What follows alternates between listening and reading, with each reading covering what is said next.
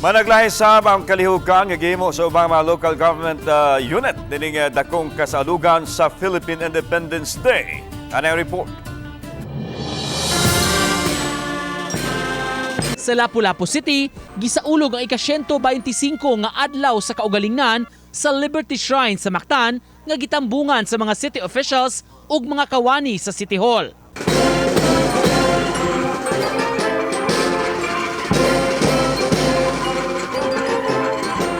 Gipaagi sa usa ka interpretative dance sa mga naglangkob sa Lapu-Lapu City Performing Arts sa awit nga Inang Bayan. Sa Mandaue City, yano rasab ang pagsaulog sa adlaw sa kagawasan. Gipangunayan sa mga local officials ang flag raising ceremony.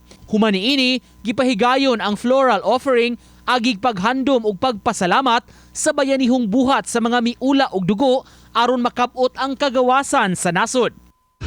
Sa lungsod sa Cordova, gipahigayon ang kasaulugan sa Independence Day sa municipal grounds. Human sa flag raising ug pag-ampo, gisunod dayon ang offering of flaglets sa mga local officials ug ang releasing sa iconic symbols sama sa balloons ug white doves.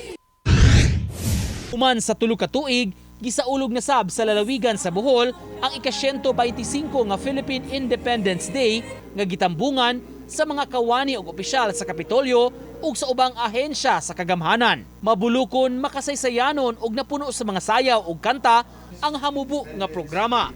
Uban ni Godfrey Relien, Nico Sereno, Balitang Bisdak.